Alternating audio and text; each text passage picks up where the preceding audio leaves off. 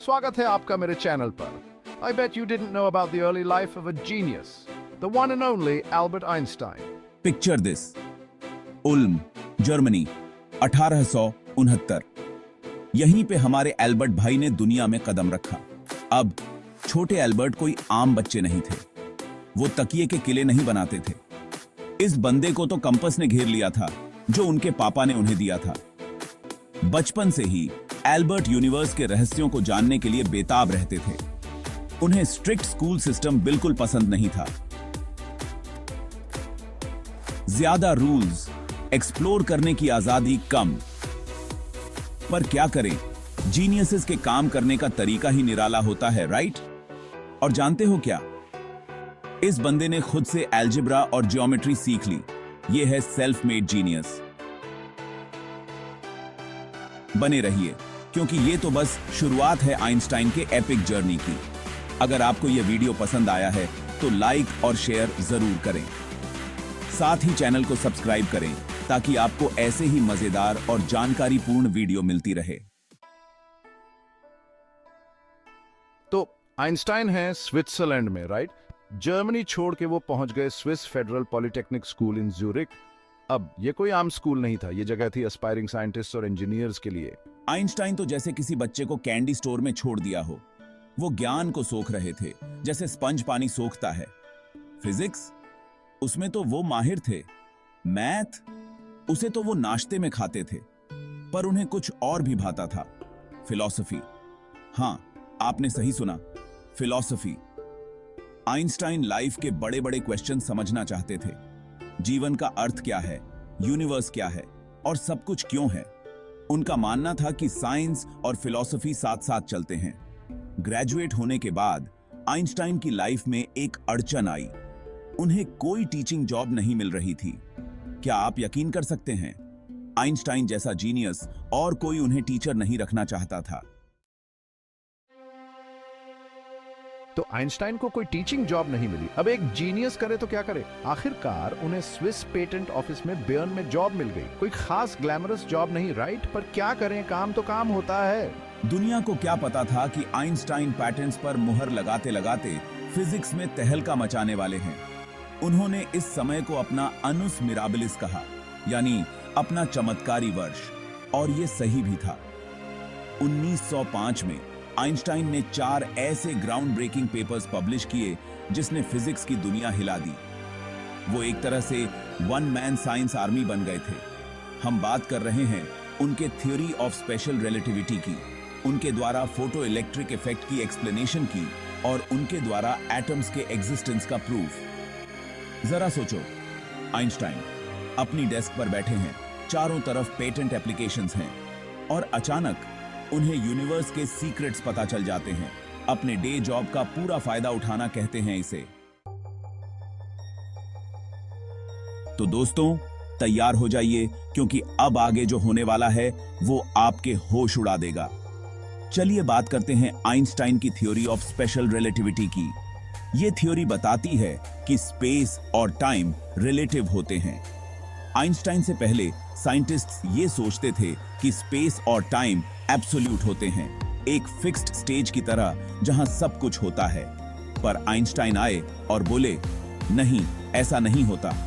उन्होंने ये दिखाकर सबको हैरान कर दिया कि स्पेस और टाइम फ्लेक्सिबल होते हैं, एक जायंट ट्रैम्पोलिन की तरह। सोचो, आप जितनी तेजी से मूव करते हो, टाइम उतना ही स्लो हो जाता है। Crazy, right? और तो और आइंस्टाइन ने यह भी बताया कि मास और एनर्जी इंटरचेंजेबल होते हैं। और यहीं से आता है उनका सबसे फेमस इक्वेशन।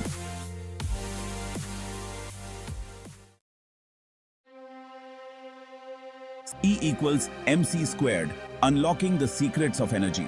आप सब इस इक्वेशन को जानते हो, E=mc²।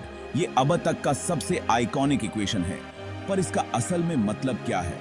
सीधे शब्दों में कहें तो इसका मतलब है कि एनर्जी E बराबर होती है मास m के E, इनको लाइट की स्पीड c के स्क्वायर से मल्टीप्लाई करने पर। इस छोटे से इक्वेशन ने यूनिवर्स की एनर्जी के सीक्रेट्स खोल दिए। सूरज के बारे में सोचो, वो लगातार थोड़ी सी मास को बहुत ज्यादा एनर्जी में कन्वर्ट कर रहा है न्यूक्लियर फ्यूजन के जरिए। यही है E=mc² इन एक्शन। आइंस्टाइन के इक्वेशन ने सिर्फ फिजिक्स को ही नहीं बदला, इसने तो पूरी दुनिया बदल दी। इसने न्यूक्लियर पावर का रास्ता खोला, जिसके अपने प्रोज और कॉन्स हैं, पर वो एक अलग कहानी है। Section Nobel recognition and global fame.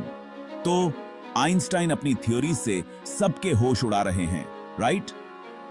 दुनिया को अब समझ आने लगा है कि ये बंदा एक सच्चा जीनियस है, और 1921 में उन्हें आखिरकार वो पहचान मिल ही जाती है जिसके वो हकदार थे, the Nobel prize in physics. पर मजेदार बात यह है कि उन्हें ये प्राइज उनकी थ्योरी ऑफ रिलेटिविटी के लिए नहीं मिला, हालांकि वो उसके लिए ज्यादा फेमस हैं। उन्हें ये प्राइज मिला उनके द्वारा फोटो इलेक्ट्रिक इफेक्ट की एक्सप्लेनेशन के लिए। ये फोटो इलेक्ट्रिक इफेक्ट क्या होता है? ये वो तरीका है जिससे लाइट मेटल सरफेसेस से इलेक्ट्रॉन्स को नॉक ऑफ कर सकती है।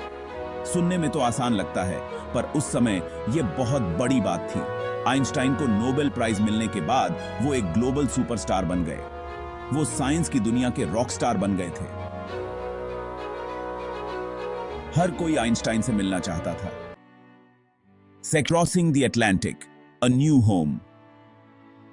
जैसे जैसे आइंस्टाइन की प्रसिद्धि बढ़ती गई, वैसे वैसे दुनिया भी बदल रही थी। 1930 के दशक में जर्मनी में नाज़ी पार्टी के बढ़ते प्रभाव की वजह से हालात काफी खराब होते जा रहे थे। आइंस्टाइन, जो कि ज्यूइश थे, उन्हें पता था कि जर्मनी में अब वो सेफ नहीं है। इसलिए 1933 में उन्होंने एक मुश्किल फैसला लिया और यूरोप छोड़कर यूनाइटेड स्टेट्स जाने का फैसला किया। उन्हें अपना नया घर मिला, institute for advance study in Princeton, new Jersey में। यह जगह उनके लिए परफेक्ट थी, जहां वो अपनी रिसर्च जारी रख सकते थे और यूरोप की उथल-पुथल से बचे रह सकते थे।